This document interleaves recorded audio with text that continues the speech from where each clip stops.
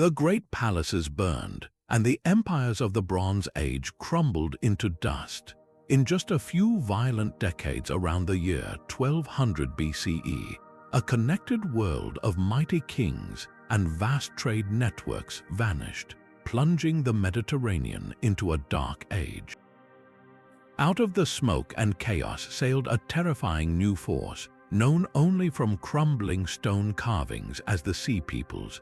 They are the ultimate cold case of the ancient world, a puzzle carved in stone and whispered in ruins.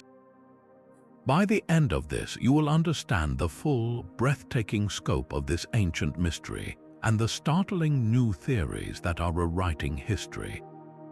We will examine the strange armor they wore, the cryptic names they were given, and the trail of shattered cities they left behind. Who were these mysterious invaders that toppled civilizations, and why has their true identity remained hidden for over 3,000 years? What does the fate of these lost empires tell you about the fragility of our own world? Just before the silence fell, the Mediterranean world was alive with a brilliance we can scarcely comprehend. Great empires were not isolated islands, but threads in a vast, shimmering web of trade and diplomacy. To the east, the Hittite kingdom, masters of Anatolia, commanded a powerful army and controlled the secrets of iron. In the sun-baked land of Egypt, the pharaohs of the new kingdom ruled with unparalleled splendor, their granaries overflowing and their monuments reaching for the gods. Across the sea, in the rocky hills of Greece, the fortress palaces of the Mycenaean kings stood as centers of power, their storerooms filled with olive oil, wine, and treasures from distant lands. This was a globalized world, a complex system where letters of state were written on clay tablets in a shared diplomatic language, where ships carried copper from Cyprus, tin from as far away as Afghanistan, and glass from Egypt to every port.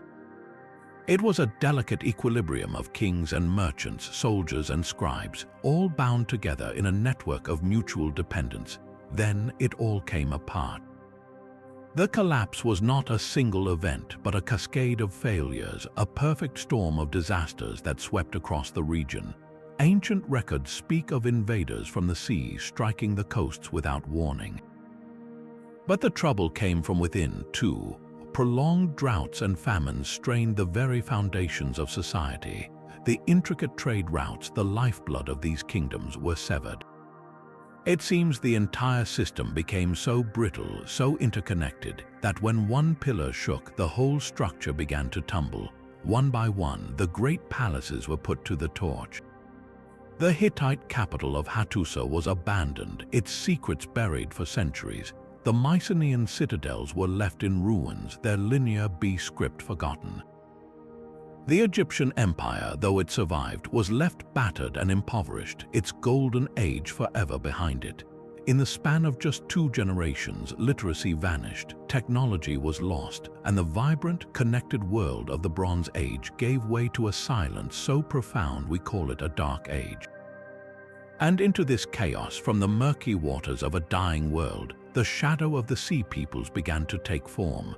Who were these mysterious raiders, and were they the cause of the collapse, or merely a symptom of a world already tearing itself apart? Our only direct window into this ancient conflict comes from the victors, carved into the stone walls of Egypt itself. The pharaohs Merneptah and later Ramesses Roman III left behind dramatic accounts of their desperate fights for survival.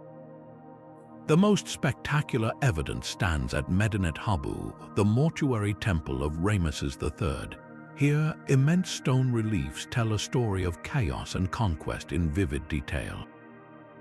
One massive scene shows a brutal naval battle, a tangle of ships unlike any ever depicted before. Egyptian archers, standing firm on their vessels, let loose a storm of arrows upon a chaotic fleet of enemy boats. These invaders' ships are strange, with high, bird-headed prows and stern posts, and they are shown in disarray, capsizing under the assault. Their warriors, with horned helmets and distinctive round shields, tumble into the water, where they are mercilessly speared by waiting Egyptians. This is not just art, it is propaganda, a declaration of divine victory carved for eternity. Alongside these battle scenes are long, meticulous lists of names, the roster of the defeated. The inscriptions speak of confederations of warriors from across the sea. They name the Peliset, a people who would later settle on the coast and become the Philistines of the Bible. They list the Jekka, the Shekelesh, the Denyon, and the Weshesh. These are the names we cling to, the only identities given to the shadowy sea peoples. But what do these records truly tell us? The Egyptians described them as relentless, a force that no land could stand against. They meticulously depict their unique armor and ships, suggesting these were recognizable, organized groups, not just random pirates. The inscriptions proclaim they came from the sea, their hearts confident and trusting in their arms. Yet for all their detail, the Egyptian records are frustratingly silent on one crucial point. They never say where these peoples originally came from. They are defined only by their conflict with Egypt, their origins as mysterious to the pharaohs as they are to us. So we have their names and we have their likenesses frozen in stone. But to solve this mystery, we must ask what these clues can possibly tell us about the lands they left behind. These names from the Egyptian records are our first and best clues, a roster of suspects in a 3,000-year-old mystery. Let us meet the tribes of the sea peoples one by one, starting with the most famous among them, the Peliset. When you read the biblical stories of Samson and Delilah or David and Goliath, you are encountering the descendants of the Peliset, for these are the people who settled on the coast of Canaan and became the Philistines. Egyptian texts and later archaeological discoveries show they were a highly organized group, known for their distinctive feathered headdresses and their use of advanced iron weaponry. Their origins are hotly debated, but many scholars point to the Aegean, perhaps from specific regions in Greece or the islands, suggesting they were not mere raiders but a people on the move seeking a new home. Then we have the Jekka, another group that settled along the coast just north of the Philistines. They established themselves at the port city of Dor, which became a major center of their power. While less is known about them than the Peliset, they appear in a fascinating Egyptian story called the Report of Wenamun, where they are portrayed as controlling maritime trade in the region decades after the initial invasions. This suggests that for some of these groups, the goal was not just plunder, but permanent settlement and control of vital economic hubs. The Shekelesh present a compelling geographical puzzle. Their name sounds strikingly similar to Sicily, and many historians believe they may have originated from that large Mediterranean island. They are mentioned in the records of both Pharaoh Merneptah and Ramesses III, appearing as part of the larger confederation. If they did indeed come from Sicily, it reveals the astonishing scale of these migrations and conflicts, spanning the entire width of the Mediterranean Sea. Next, the Denyon are a group whose name echoes through ancient history. Some researchers have proposed a connection to the Danaoi, a name Homer often used for the Greeks in the Iliad. An even more tantalizing theory links them to the tribe of Dan, one of the lost tribes of Israel, suggesting a complex interweaving of peoples during this turbulent era. They are depicted as formidable fighters, and their name appears across multiple civilizations, hinting at a people of significant influence and mobility. Finally, we have the most enigmatic of all, the Weshesh. They are the mystery within the mystery. They appear only in the later inscriptions of Ramesses III, listed among the other tribes, but beyond that we know almost nothing. No specific origin point is widely accepted, and no clear archaeological footprint has been definitively tied to them. They are a ghost on the roster, a name without a face, reminding us just how much of this story is still buried in the sand and silence of time. So we have our list of names, but a list is not an answer. It only deepens the central question: what force could have compelled such diverse and distant peoples to unite and move with such devastating purpose? So where do these named tribes actually come from? One of the most compelling theories points a finger directly at the shattered world of the Aegean and Western Anatolia. This was a region in turmoil, a landscape of fallen palaces and displaced populations. Picture the great Mycenaean citadels like Pylos and Mycenae itself, their storerooms emptied and their halls burned. The collapse of this sophisticated Greek civilization would have created a wave of refugees, warriors, and mercenaries with nowhere to go and nothing to lose. These were not primitive tribesmen. They were the survivors of a complex society, skilled in advanced warfare, seafaring, and administration. Suddenly stripped of their kings and their livelihoods, they took to the sea, becoming a new kind of power. They became the Denian, a name that hauntingly echoes the Danaoi of Homer's epics. They became the Peliset, carrying their distinct Aegean-style pottery and their knowledge of fortified settlements to the coasts of the Levant. But the story does not end with Greece. Just across the Aegean Sea lay the equally fractured coast of Anatolia, modern-day Turkey. Here, a collection of powerful kingdoms known as the Arzawa lands and the famed city of Wilusa, which many scholars believe was the historical Troy, also crumbled. These were Luwian-speaking peoples, neighbors, and often rivals to the mighty Hittites. When the Hittite Empire suddenly imploded, its collapse would have sent shockwaves through these allied and subject states, creating a second wave of destabilization. What if the Sea Peoples were not a single ethnicity, but a confederation of these desperate and uprooted groups from both sides of the Aegean? Mycenaean Greeks, Luwians from Arzawa, and survivors from the lands of Troy, all thrown together by the tide of collapse. They were not invaders from a foreign land in the way we might think. They were the direct product of the world's end, a swirling storm of humanity pushed from their broken homes, now turning their skills and their desperation toward the last remaining centers of wealth and power. Their movement was not a coordinated invasion plan, but a great chaotic migration, a fight for survival that looked like an apocalypse to those in its path. This theory paints a tragic picture. The Sea Peoples were perhaps both the cause and the consequence of the collapse, a human domino effect on a Mediterranean scale.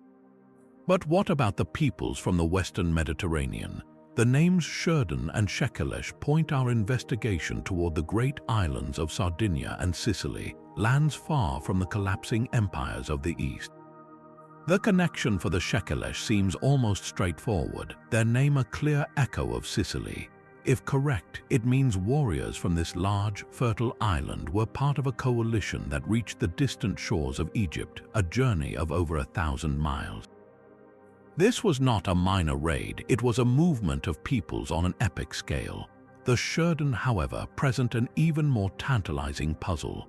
They appear earlier than the other groups, mentioned as mercenaries in the Egyptian army of Rameses II at the famous Battle of Kadesh. Just a generation later, they are listed among the enemies of Egypt, a dangerous part of the Sea Peoples Confederation. So who were they and where did they come from? The strongest clue lies in their distinctive appearance. On the walls of Medinet Habu, Shurden warriors are shown wearing remarkable helmets crowned with a central horn or disc and carrying round shields and long, slashing swords. Now travel over 1,000 miles to the west to the island of Sardinia.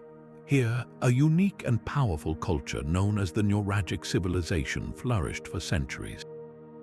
They left behind thousands of massive stone towers called Nuragi, and perhaps most tellingly, they left behind small bronze figurines. These figures, crafted by Sardinian artists, depict warriors. And these warriors are shown wearing helmets topped with a central horn or disc and carrying round shields and long, slashing swords. The resemblance is not just clothes, it is stunning. It is as if the artists of Egypt and the metalworkers of Sardinia were depicting the very same people. This is not just a similarity in names, it is a physical, archaeological link across the sea. Could the Shurden have been Nuragic explorers, traders, or mercenaries from Sardinia? The theory suggests that these islanders, master seafarers and metalworkers, were drawn east by the turmoil and opportunity of the collapsing Bronze Age. Some found employment as elite guards for the pharaoh, while others later joined the great migration that threatened his kingdom. They were not mindless destroyers, but participants in a vast, interconnected world, their fate tied to the rise and fall of empires they may never have even seen. The silent bronze figures from Sardinia stand as a powerful, wordless testimony, a ghost from the West that seems to answer our call across the millennia. Of all the names on the Egyptian rosters, the Peliset offer us the clearest echo in history, for they are the Philistines of the Bible. Unlike the other sea peoples who vanish from the record, the Peliset did not disappear. They settled on the coastal plain of Canaan, in a strategic strip of land that became known as Philistia. Here, archaeology does not just confirm the Egyptian texts, it brings their story to life. Excavations at their great cities, Ashkelon, Ekron, and Gath, the legendary home of Goliath, have uncovered a culture caught between two worlds. The first thing you find in the layers of ash and rebuilding are distinct types of pottery that look completely alien to the local Canaanite styles. This is not the typical Canaanite pottery. Instead, you find decorated drinking cups and storage jars that are technologically and stylistically Aegean. They are made with a new, fast potter's wheel and fired to a unique color, techniques brought from the world of the Mycenaean Greeks. It is as if the settlers brought a piece of their old home with them, clinging to the familiar shapes of their former lives. But their identity was not just in their pots. Analysis of animal bones and cooking remains at sites like Ashkelon reveals a dietary divide that speaks volumes. While their Canaanite neighbors primarily ate sheep and goats, the Philistines showed a marked preference for pork and dogfish, a type of shark. This was an Aegean diet, a culinary fingerprint left in the trash heaps of their new cities. For a few generations, they maintained this separate identity, living in densely planned, fortified settlements that bore the hallmarks of a highly organized, militarized society. They were not just raiders, they were colonists, establishing a powerful pentapolis of 5 major city-states that dominated the southern coast. Yet, over time, something fascinating happens. The Aegean-style pottery gradually becomes less common. The pig bones begin to appear less frequently in the later archaeological layers. Slowly, generation by generation, the Philistines began to adopt the local Semitic language, the local gods like Dagon, and the local customs. They assimilated. This long process of integration, however, was punctuated by violent conflict immortalized in the biblical narratives. The stories of Samson pulling down the temple of Dagon or the young David defeating the giant Goliath are not just timeless tales of heroism. They are a cultural memory of the friction between the newly arrived, powerful sea people and the emerging highland kingdoms of the Israelites. The Philistine enigma, therefore, gives us the most complete picture of the sea people's ultimate impact. They were not merely destroyers, they were also settlers, a catalyst for change whose distinct identity eventually melted into the fabric of the region, leaving behind a legacy etched not only in stone and scripture, but in the very soil they built upon. The great epic of the Trojan War is more than a story of a beautiful queen and a wooden horse. It might be a distorted echo, a poetic memory of the very chaos that birthed the sea peoples. Homer's Iliad, written down centuries after the events it describes, tells of a massive coalition of Greek kings sailing across the Aegean to besiege the mighty city of Troy. This was not a simple border skirmish. It was a colossal conflict that pulled warriors from distant kingdoms, a war that shattered a city and scattered its people.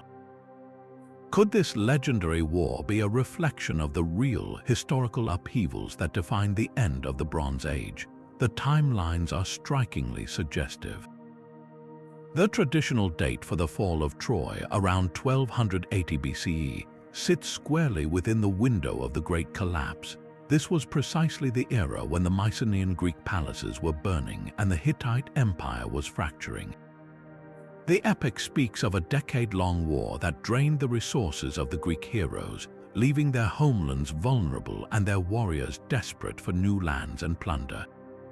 Is it possible that Homer's Aegeans, his Danons, are the very same people the Egyptians recorded as the Denyen? these returning veterans, their homes in ruins and their way of life gone, would have been perfectly positioned to become the sea raiders who terrorized the eastern Mediterranean. And what of Troy itself? The city was not an isolated fortress. It was a powerful Luwian-speaking kingdom in western Anatolia, a key player in the political landscape and a likely ally or even a vassal of the Hittite Empire. Its fall would have sent a shockwave through the entire region, displacing populations and severing crucial trade links. The survivors of Troy and its allied cities, suddenly homeless and armed, would have joined the growing tide of migrants. They could have become the Tjeka or the Weshish, their identities forged in the fires of a lost war. The Trojan War, then, might not have been a single event, but a symbol for a much broader conflict. It represents the final, catastrophic breakdown between the two great power blocks of the Aegean world, the Mycenaean Greeks and the Anatolian kingdoms. The epic journey home for heroes like Odysseus, filled with monsters and lost years, could be a metaphor for the impossible return these warriors faced, their old world gone, their only path forward into an uncertain and violent future. The myth and the history begin to merge into one terrifying picture, a world where legendary heroes and shadowy sea peoples were, in fact, the very same people caught in a storm of their own making. Theories of a northern origin push the map of this crisis even further, into the rugged landscapes of the Balkans and the Italian peninsula. Among the names Ramus listed are the Teresh, a group whose identity sparks a compelling connection to a legendary people. Their name sounds remarkably similar to the Tyrrhenians, the name the Greeks used for the Etruscans, the sophisticated civilization that would later rise in central Italy. It is a tantalizing link, suggesting that the roots of the sea peoples may have reached all the way to the western shores of Italy, long before the rise of Rome. This is not merely a guess based on similar-sounding names. Archaeological finds along the coast of Anatolia add a physical dimension to the theory. Distinctive pottery styles, particularly a type of handmade pottery known as barbarian ware, begins to appear in layers dating to the collapse. This pottery is completely alien to the local Anatolian styles, but it bears a striking resemblance to ceramics found in the Balkans and parts of Italy. It is the material culture of a new people leaving their fingerprint in the ruins of a dying world. The evidence paints a picture of a domino effect of unimaginable scale. As chaos spread from the core areas of Greece and Anatolia, it likely pushed against populations living on the periphery. Tribes from the Balkans, perhaps pressured by their own droughts or by the southward movement of other groups, began to move. They would have flowed into the power vacuum, mingling with displaced Anatolians, opportunistic Sardinians, and desperate Mycenaean Greeks. This was not a single army, but a snowballing wave of humanity, a multi-ethnic coalition of the displaced and the desperate. Each group brought its own fighting styles, its own ship designs, and its own reasons for joining the march. The Teresh, then, might represent a western branch of this great migration, Etruscan ancestors caught up in the same catastrophic current that was reshaping the entire Mediterranean. Their journey from the Italian coast to the battlefields of Egypt seems almost impossible, yet the clues insist we consider it. This northern theory completes a terrifying picture of a whole interconnected world falling in upon itself, with every shore contributing to the storm. The stone reliefs at Medinet Habu are more than propaganda. They are a detailed military intelligence report carved in stone.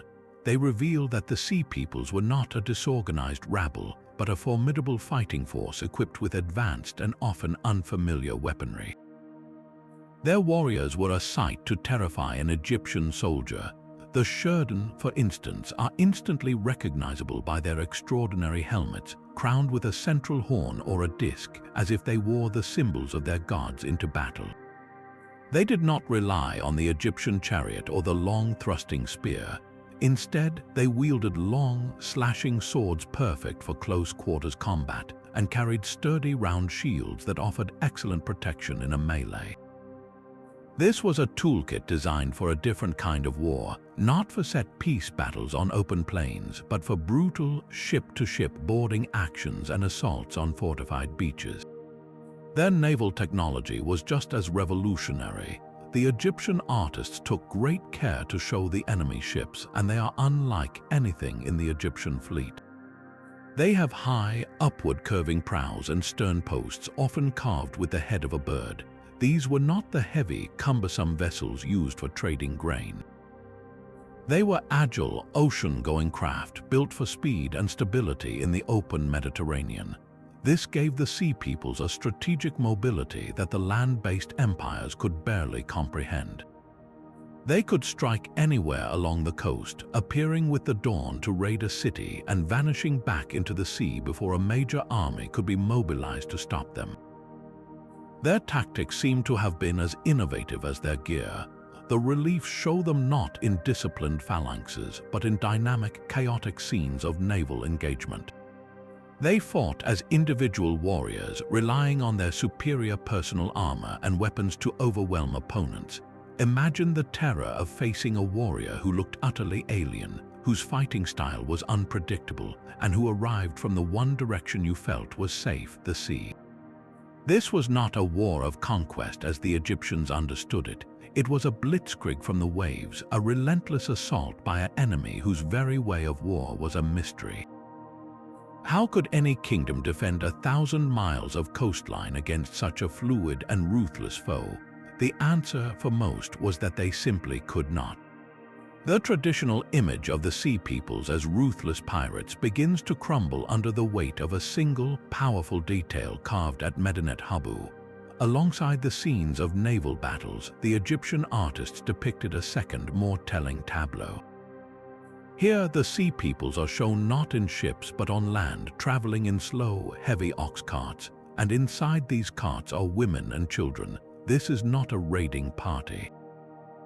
This is a migration, an entire people on the move, carrying their families and their worldly possessions with them. This single piece of evidence shatters the simplistic barbarian invader narrative. It forces us to see them not as mindless agents of destruction, but as desperate refugees, a civilization in exile. They were not just coming to raid Egypt. They were coming to settle, to find a new home because their old one was gone. What catastrophic force could compel entire populations from Sardinia to Anatolia to abandon their lands and risk everything on a perilous journey across the sea? The answer seems to lie in the very climate of the era. Scientific data from ancient tree rings and ice cores paints a picture of a world in climatic crisis.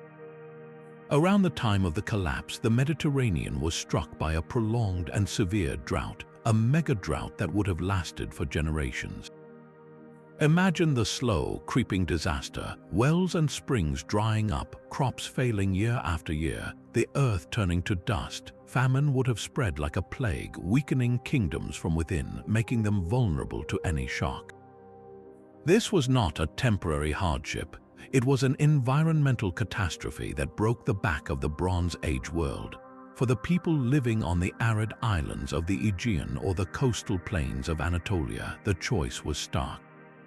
Stay and face certain starvation, or gather your family, load your few remaining belongings into a cart, and join a great, desperate trek toward the last known fertile lands.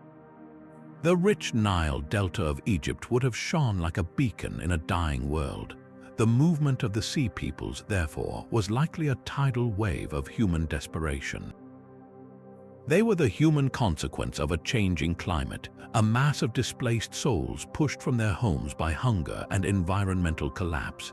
Their attacks were not mere piracy, but the violent birth pangs of a new world order, as starving refugees smashed into the weakened walls of the old empires, fighting not for treasure but for a place to survive.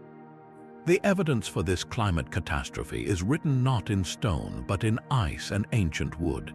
Deep within the glaciers of Greenland, scientists have drilled out long cores of ancient ice. Trapped within these frozen layers are microscopic bubbles of the Earth's ancient atmosphere, and they tell a story of a sudden, dramatic shift. At the same time, the rings of ancient trees preserved in bogs and ruins show a pattern of stunted growth for decades, a clear signal of unrelenting drought. This was not a few bad years. This was a 300-year megadrought, a planetary event that began just as the Bronze Age palaces started to burn. Picture the slow, creeping disaster.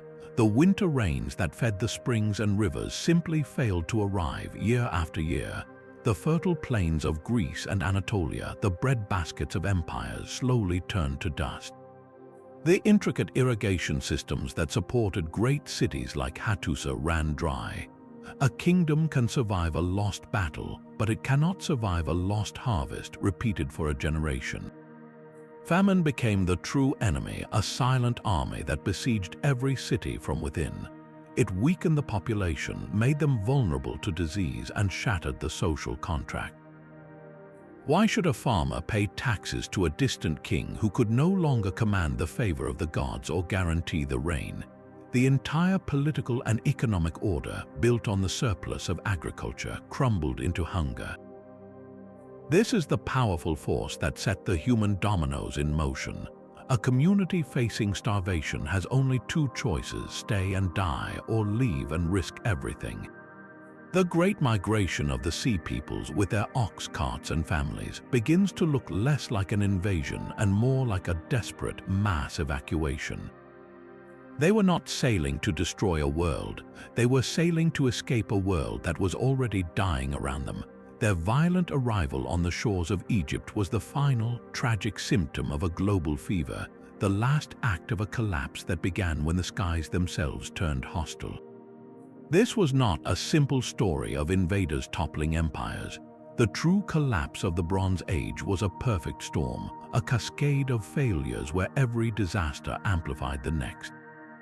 This is known as the systems collapse theory, and it suggests the Sea Peoples were not the cause, but the final, violent symptom of a world already in its death throes. The great kingdoms were like a complex machine, and every vital part began to fail at once. The earth itself seemed to revolt. Geological evidence reveals a period of intense seismic activity across the eastern Mediterranean.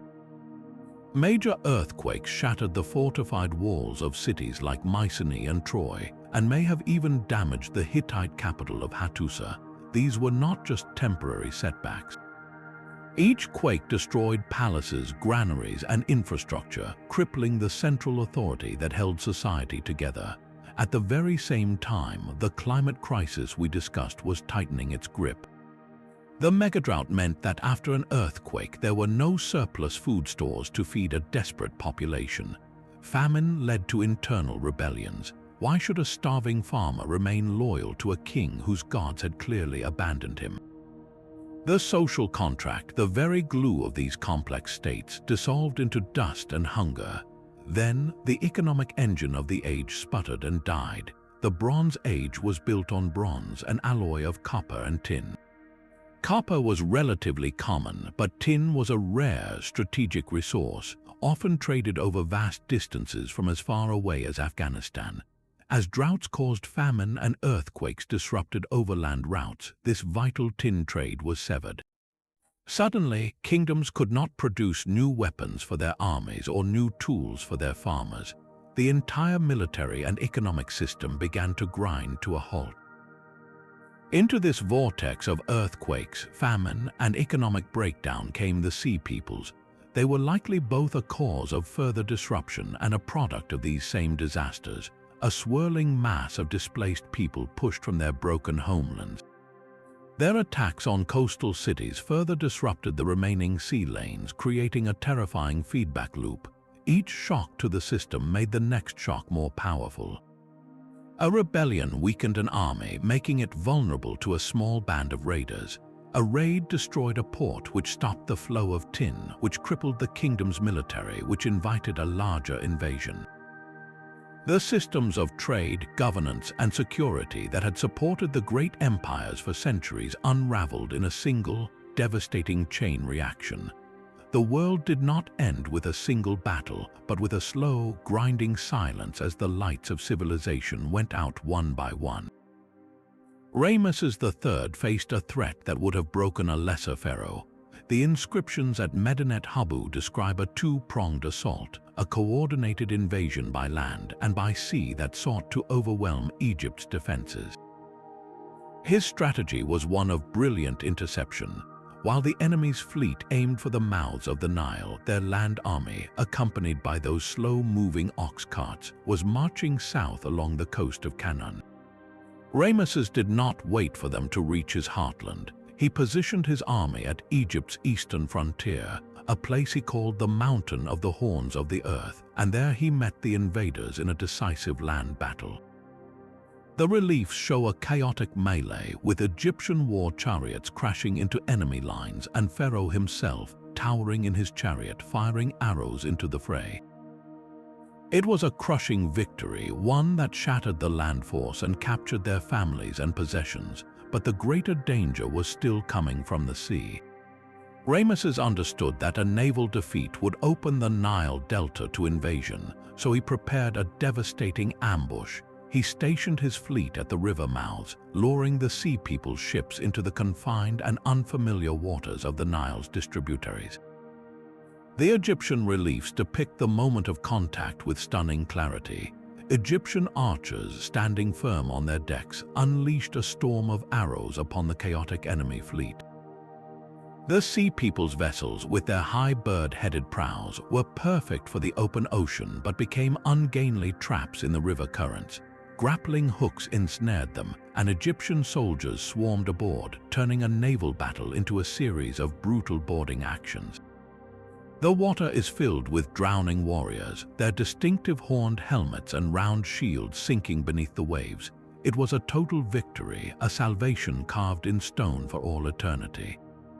Yet we must look past the triumphal carvings to the quieter evidence. Ramesses proclaimed he had annihilated the invaders, that he had saved civilization from the abyss. But did he truly stop them, or did he merely redirect the flood? In the years that followed his great victory, something strange happened. The Peliset and the Jekka, two of the very tribes he claimed to have destroyed, appear not as vanished enemies, but as powerful settlers on the coast just north of Egypt. They did not disappear from history. They built new cities there, establishing the Philistine Pentapolis and the port of Dor.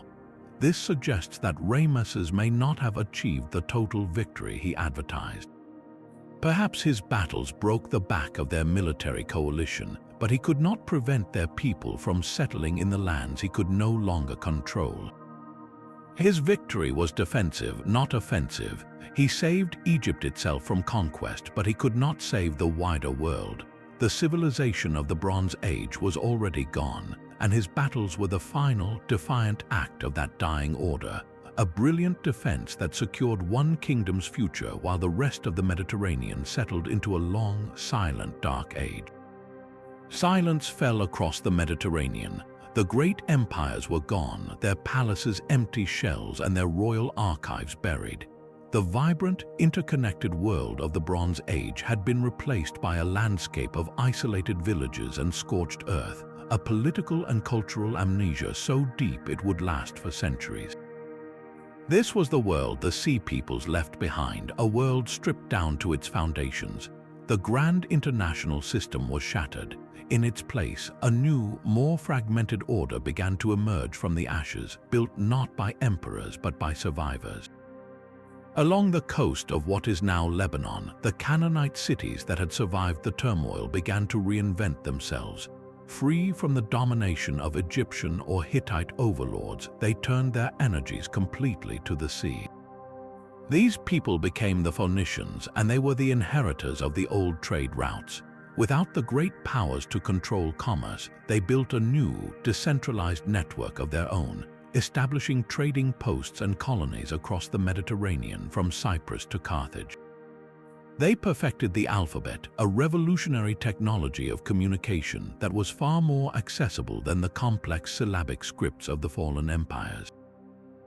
This was not a return to the old ways. It was the birth of something entirely new, a world where maritime trade and cultural exchange could flourish without a pharaoh's permission. Inland, another new power was taking shape in the highlands of Canaan. The early Israelites, a collection of tribes, began to form a distinct identity, their stories of exodus and conquest reflecting a break from the old city-state model of the coast. Their emergence was directly shaped by the power vacuum left by the collapse. The Philistine settlements on the coast, the remnants of the Peliset, provided a constant military pressure that ironically helped forge the Israelite tribes into a kingdom. The world was no longer dominated by a few superpowers, but by a mosaic of smaller, competing nations. This new political reality was mirrored by a fundamental technological shift. The Bronze Age had ended in part because its lifeblood, the long-distance tin trade, was severed. The answer was found not in distant mines, but in the very earth beneath their feet. Societies began to master the smelting of iron. This was not a sudden invention, but a necessary adaptation. Iron ore was far more common than tin. It was a democratizing metal. You no longer needed a king's treasury to equip an army with bronze weapons. Now, villagers could forge their own plows and their own swords from locally available materials. The age of imperial monopolies was over, replaced by the widespread utility of iron. The cultural changes were just as profound. The old pantheons of gods, so tightly linked to the legitimacy of the great kings, lost their authority. In this quieter, more localized world, new forms of storytelling and law began to appear, texts that would eventually be woven into the Hebrew Bible, preserving not only their own history but fragmented memories of the Great Collapse itself. The Dark Age was not an empty period. It was a crucible, a time of painful but necessary transformation where the old, rigid hierarchies of the Bronze Age were broken apart, making way for the diverse, entrepreneurial, and fiercely independent world of the Iron Age. The chaos unleashed by the Sea Peoples did not just destroy a world, it created the conditions for our own. The silent ruins of ancient cities hold the final, undeniable proof of this great unraveling. To walk through the excavated streets of Ugarit, a wealthy port city on the coast of modern-day Syria, is to step directly into that moment of catastrophe. Archaeologists digging here uncovered a thriving metropolis frozen in time. In one house, a tablet was found still in the oven, baked hard by the fire that consumed the city before the scribe could even send its message. It was a desperate plea for help, a letter to the king of a neighboring state begging for military support against an enemy fleet that had been sighted. The reply was found nearby. It was brutally short, stating simply, "Brother, there is no one here to help you. Ugarit was utterly destroyed and it was never rebuilt." This is what archaeologists call a destruction layer, a distinct stratum of ash, burned mud brick, and collapsed rubble that slices through the history of a site like a black line of tragedy. It is the physical fingerprint of a single, violent event. At site after site across the eastern Mediterranean, this same dark layer appears, all dating to within a few decades of 1200 BCE. At the Hittite capital of Hattusa, the mighty walls were not just breached but systematically pulled down, and the city was abandoned forever. In Greece, the great palace at Pylos shows clear signs of a devastating fire, its storerooms left in charred ruins. This widespread pattern of destruction points to a wave of violence that was both concentrated and comprehensive, targeting the very centers of political and economic power. Yet the story told by the soil is not one of pure annihilation. In the same era, along the coast of Canaan, new cities rise from the ground. At Ashkelon and Ekron, archaeologists find a different kind of evidence in the layers immediately above the Canaanite ruins. Suddenly, the pottery changes completely. The local styles vanish, replaced by those distinctive Aegean shapes, the monochrome pottery and the later decorated Philistine by chrome ware. The very layout of these new cities is different, with buildings arranged around central courtyards in a style foreign to the region.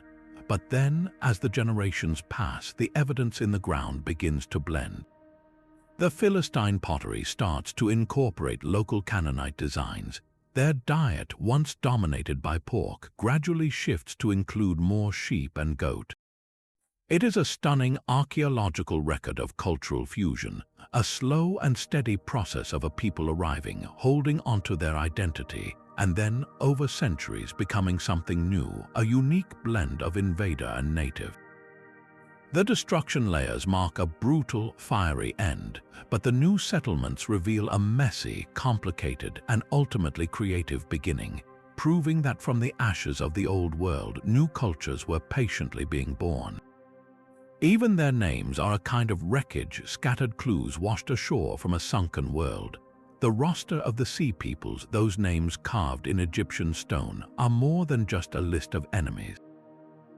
They are linguistic fossils, and by carefully brushing away the dust of millennia, we can hear faint echoes of their lost homelands. The name Peliset, for instance, resonates powerfully with the Aegean world. Many linguists see a direct link to the name Pelasgians, a term used by later Greek writers to describe the pre-Greek inhabitants of the region. This connection firmly places the Peliset, the future Philistines, within the cultural sphere of the collapsing Mycenaean world. It suggests they were not foreign invaders from some unknown continent, but neighbors, people whose names were already familiar in the geography of the eastern Mediterranean. Another name, the Denian, seems to echo through Greek epic poetry. Homer repeatedly calls the Greeks who fought at Troy the Danai. The similarity is too striking to ignore. Could the Denian have been a specific group of Mycenaean Greeks, perhaps from a region like the Ugarit, who carried their tribal name with them as they sailed into chaos and into the Egyptian records? This linguistic thread would tie the myth of the Trojan War directly to the historical reality of the Sea Peoples, but the puzzle extends beyond Greece. Look at the Teresh. Their name sounds remarkably like Tirsenoi, the name the Greeks used for the Etruscans of Italy, and the Shekelesh, of course, mirror the name of Sicily. These are not perfect matches, of course. Languages change over centuries, and the Egyptians were writing foreign names using their own hieroglyphic script, which did not always capture every subtle sound. An Egyptian scribe, hearing a foreign chieftain pronounce his tribe's name, might spell it in a way that we now struggle to decipher. Yet the geographical pattern these names create is compelling. They form a linguistic map that stretches from the Greek mainland across the Aegean islands to the western coast of Anatolia and all the way to the central Mediterranean. This is not the random assortment of pirates, it is the directory of a collapsing world. Perhaps the most tantalizing linguistic clues come from the heart of the crisis zone, from the Luwian-speaking peoples of Anatolia. Some scholars propose that the very term Sea Peoples might be a translation of a Luwian concept. Could these confederations have originally been called something like people from the sea by the collapsing Hittite Empire, a phrase that was then adopted and passed on by the Egyptians? The challenge is that we have no surviving texts from the Sea Peoples themselves. We are trying to solve their identity using only the words of their enemies, a dictionary written by the victors. The names are whispers in a storm, hints of a vast and tragic story of displacement that we are only now beginning to understand. The silent whispers from ancient bones are finally beginning to speak. For centuries, the story of the Sea Peoples was carved in stone or buried in pottery shards, but now a revolutionary new tool is entering the investigation. Archaeogenetics, the science of extracting DNA from ancient skeletal remains, is cutting through the myths and offering hard evidence. The most stunning revelations have come from the Philistine city of Ashkelon, where archaeologists did something once thought impossible. They recovered genetic material from the bones of people who lived and died in that city across the crucial period of collapse and resettlement. By comparing the DNA of Canaanites who lived in Ashkelon before 1200 BCE with the DNA of the early Philistines who arrived just decades later, scientists uncovered a genetic earthquake. The local population showed a distinct genetic signature common to the Levant, but the individuals from the early Philistine period carried a significant new component, a substantial amount of ancestry that originated in southern Europe, likely from the Aegean region. This was not a minor trickle of new genes, it was a major influx of people. Think of it like a genetic fingerprint left at the scene of a 3,000-year-old crime. This European-related DNA is the smoking gun, the physical proof that the palisade did indeed arrive from the West, just as the pottery and the cooking styles had always suggested. Yet the story the DNA tells does not end there. When researchers analyzed skeletons from just a few centuries later, from the later Iron Age Philistine population, they found that the distinct European genetic signal had dramatically diluted. It had been absorbed into the local gene pool. This genetic fade is a profound confirmation of the archaeological record. It shows that the Philistines did not remain a separate, isolated ruling class. They intermarried with the local Canaanite population, and within a few generations, their distinct genetic signature had blended away, even as their cultural identity as Philistines remained strong. This creates a fascinating paradox. The very tool that confirms their foreign origins also confirms their eventual assimilation. So what does this mean for the wider mystery of the Sea Peoples? The Ashkelon DNA provides the first concrete, biological evidence for a massive migration of people from the Aegean world into the Levant at the exact time of the collapse. It strongly supports the theory that groups like the palisade were not just small bands of raiders, but entire communities on the move.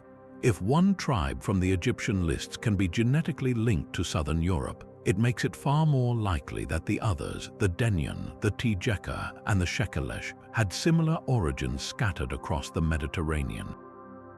The search is now expanding as scientists attempt to extract DNA from other sites linked to this era, hoping to find the genetic trails of the other named tribes. But the evidence also raises a new and haunting question. What kind of catastrophe could compel so many people to pull up their roots and carry their families across the sea, leaving a genetic trail that would endure in the bones of their descendants for centuries? Some theories paint the Sea Peoples as a single, lost race of super warriors, a mysterious civilization erased from history. This romantic idea is powerfully appealing, but it shatters against the evidence. The Egyptians themselves never described them as a unified nation. Their own records list distinct tribes with different names, different equipment, and even different fates. The Shurden fought as Egyptian mercenaries long before they appeared as enemies. The Palisade settled and became the Philistines, while the Weshesh vanished from history entirely. This was not the homogeneous army of a single king. It was a coalition of the desperate, a collection of peoples from different homelands, united only by their shared need to find new land and their common enemy in Egypt. The very diversity of their origins is the key to understanding them. How could they be a single race when their genetic and material traces point to locations from Sardinia to Greece to Anatolia? The idea of a unified people is a modern simplification, a neat story imposed on a profoundly messy and complex historical reality. Then there is the persistent and tantalizing connection to Atlantis. The story of a great maritime civilization that sank beneath the waves in a single day and night seems to echo the sudden collapse of the Bronze Age world. Some have argued that Plato's allegorical tale was a distorted memory of a real conflict with the Sea Peoples, yet the timeline is impossibly wrong. Plato wrote about Atlantis nearly 1,000 years after the fall of the Bronze Age palaces. More importantly, the Sea Peoples did not vanish into the sea. We know exactly where many of them ended up. They settled on the coast of the Levant and became powerful, historical peoples like the Philistines. They did not disappear, they started new lives. The legend of Atlantis is a profound philosophical myth about hubris and the fall of ideal societies. But to tie it to the Sea Peoples is to ignore the clear archaeological trail they left on land, a trail of pottery, cities, and even DNA that leads not to a mythical ocean abyss, but to the very real and solid shores of the Eastern Mediterranean.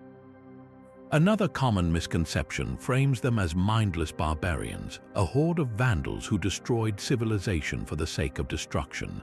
This view ignores the most human element of the story, the ox carts carrying their families. These were not just warriors, they were entire communities on the move. Their attacks were not random acts of violence, but strategic assaults aimed at securing territory for settlement. When they burned cities, it was likely to eliminate rival power centers, not from sheer bloodlust. They were sophisticated enough to adopt and adapt local technologies, and they established complex, organized city-states that thrived for centuries. The real story is far more compelling than a simple tale of good versus evil or civilization versus barbarism. It is a story of human resilience in the face of catastrophic change, of societies breaking apart and reforming under unimaginable pressure. The true legacy of the Sea Peoples is not one of mindless destruction, but of a painful, violent, and ultimately creative transformation that gave birth to the world we recognize today. The mystery of the Sea Peoples has refused to remain buried in the dust of academia. It has instead sailed powerfully into our modern myths, finding a new home in video games, comic books, and blockbuster documentaries. This ancient cold case offers a perfect blank canvas for storytellers. When history provides a name without a face and a conflict without a clear origin, imagination rushes in to fill the void. The blockbuster video game series Assassin's Creed Odyssey, set in ancient Greece, seamlessly weaves the Sea Peoples into its narrative tapestry.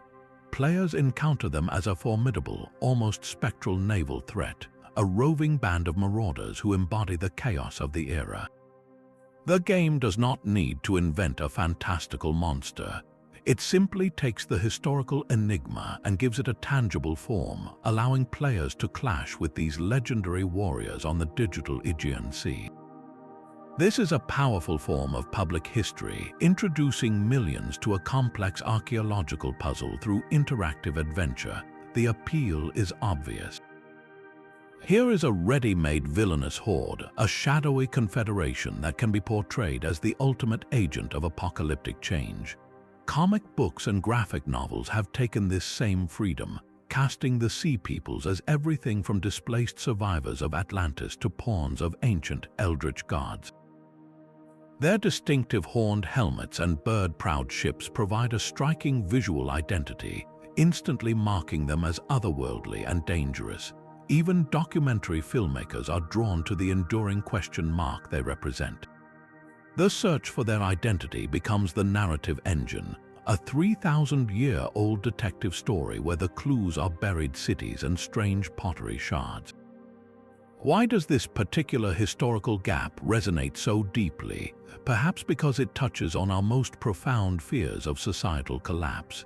The story of a connected, advanced world brought down by a combination of climate change, mass migration, and mysterious invaders feels uncomfortably familiar. It is a tale from the past that holds up a dark mirror to our own potential future. The Sea Peoples become a symbol of the unpredictable, the chaotic force that can unravel civilization itself. By placing them in our stories, we are not just entertaining ourselves. We are grappling with the fragility of our own world, using the bones of a lost age to ask what happens when the world ends and who or what rises from the ashes. Every clue we uncover seems to multiply the questions. We have names, battle scenes, pottery, and even DNA, yet a single, definitive answer remains frustratingly out of reach. The mystery of the Sea Peoples endures for a few powerful reasons, starting with the evidence itself. Our entire case is built on fragments, a handful of puzzle pieces salvaged from a bonfire of history. The Egyptian carvings are not neutral documentaries. They are victory monuments designed to glorify the pharaoh and portray his enemies as chaotic forces of evil defeated by divine order. They tell us who the Egyptians fought, but they have no interest in explaining who these people truly were or the complex circumstances that pushed them from their homes. The evidence is also wildly lopsided. Egypt, the victor, had stone and a writing system that survived. The Hittites, the Mycenaeans, and the Sea Peoples themselves left far more perishable records on clay tablets that crumbled or on papyrus that rotted away.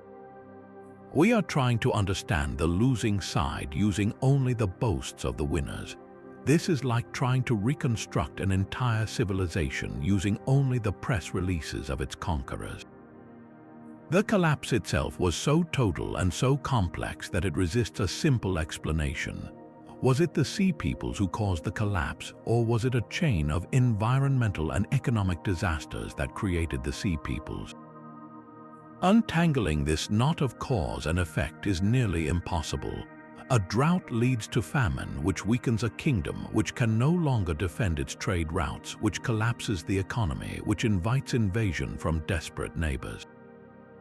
Each disaster fuels the next in a vicious cycle that is incredibly difficult to unpick 3,000 years later. This mystery is a perfect example of the fundamental challenge of archaeology. We are piecing together a vast, interconnected story from silent ruins and scattered relics. A piece of pottery can suggest a trade route, but it cannot tell us about a drought. A layer of ash proves a city was burned, but it cannot name the arsonist. We are forensic scientists at the scene of a planet-wide crime with almost all the witnesses missing. The story of the Sea Peoples is ultimately a reminder that history is not a set of facts in a textbook. It is a grand, ongoing investigation, a conversation between the present and the past, where every new discovery has the power to rewrite everything we thought we knew. Perhaps the most accurate way to understand them is not as a nation, but as a coalition of chaos. They were a confederation of disparate groups, a temporary and desperate alliance forged in the fires of a collapsing world. The Shurden from Sardinia, the Shekelesh from Sicily, the Peliset from the Aegean, and the Denian from mainland Greece were not a unified people with a single king or a common language. They were a collection of refugees, displaced warriors, and opportunistic raiders, each with their own reasons for joining the march. What could possibly bind such different cultures together? Their alliance was likely a matter of survival, a pragmatic partnership born from shared desperation. A single tribe of migrants, no matter how fierce, would have been swallowed by the empires. But a confederation, a swirling mass of different fighters with different skills, could become an unstoppable force. Imagine a fleet not of a single design, but a mix of Sardinian vessels, Aegean galleys, and Anatolian transports, all sailing under a banner of mutual necessity. Their motivations were as varied as their origins. For some, it was pure raiding, a chance to plunder the last remaining stores of wealth in a dying world. For others, it was a grim migration, an entire people carrying their families in ox carts, seeking any patch of fertile land to call their own. And for many, it was a simple, brutal escape, flight from homelands rendered uninhabitable by drought or warfare. This loose alliance did not create the collapse, but it expertly capitalized on it. They were like a spark landing on a landscape already baked dry by the sun. The great empires were weakened from within by famine, earthquake, and internal rebellion. Their armies were stretched thin, their supply lines cut. The Sea Peoples moved through these cracks in the system, attacking coastal cities that could no longer call for help, sacking ports that were once linchpins of a global economy. They were not a coordinated army with a grand strategy, but a swarm, a self-organizing system of human survival that found its strength in the very disorder it helped to create. Their terrifying power came from this fluid, adaptable nature. How do you fight an enemy that is not one enemy, but many, an enemy that can strike from the sea and melt away, an enemy that is both a warrior and a settler, both a destroyer and a founder? This re-evaluation changes them from a faceless horde into a tragic, human phenomenon. They were the ultimate symptom of a systemic failure, a chaotic but brilliant adaptation to a world that was coming apart at the seams. Their violence shattered a world, but from its pieces, a new one was patiently assembled. To label the Sea Peoples as mere destroyers is to miss the profound, if accidental, role they played as midwives to a new era. Their onslaught did not create a vacuum, it revealed one, clearing away the brittle, top-heavy structures of the Bronze Age and making space for something more resilient to emerge. The great empires of the Hittites and the Mycenaeans were like ancient, towering oaks, magnificent but rigid. A single storm could break them. The Sea Peoples were that storm, and when the old trees fell, sunlight finally reached the forest floor, allowing 1,000 new saplings to sprout. These saplings were the smaller, more agile nations of the Iron Age.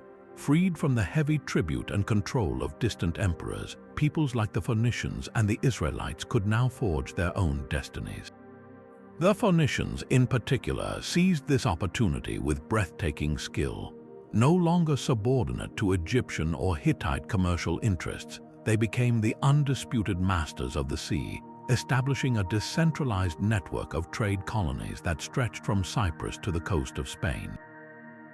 They took the alphabet, a revolutionary technology far simpler than the complex syllabic scripts of the fallen palaces, and spread it across the Mediterranean.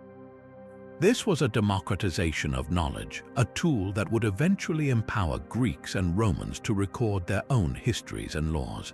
Can you imagine our world without the written word being accessible beyond a tiny class of royal scribes? The chaos unleashed by the Sea Peoples helped make that possible. Even the pressure they exerted had a creative effect.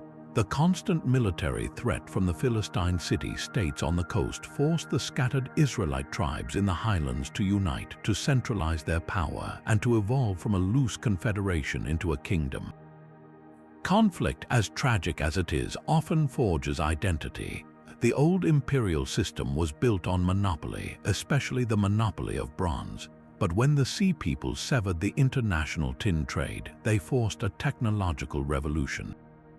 Communities could no longer rely on kings for their weapons and tools.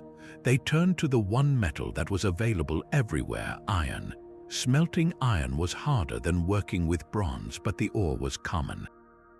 This was a democratizing force. Now, a village could forge its own plowshares and its own swords without needing permission from a pharaoh. The age of imperial monopoly was over, replaced by a widespread practical technology that empowered local societies. The cultural landscape was transformed just as deeply. The old gods of the empires, deities like the Hittite storm god or the Egyptian Ammon, were intrinsically linked to the power of the king. When those kings fell, their gods lost much of their authority. This created an intellectual and spiritual opening, a space for new ideas about divinity, law, and community to take root. The stories that would eventually be woven into the Hebrew Bible, for instance, reflect this new world, grappling with themes of covenant, social justice, and a relationship with a single God, concepts that emerged in the fragmented post-collapse landscape. The Sea Peoples did not intend to be catalysts. They were hungry, desperate people fighting for survival. Yet their violent passage through history acted like a forest fire, a terrifying force of destruction that, in the end, cleared the ground for new growth. They helped topple a system that had become too brittle to adapt, making way for the diverse, innovative, and fiercely independent world that would become the classical age.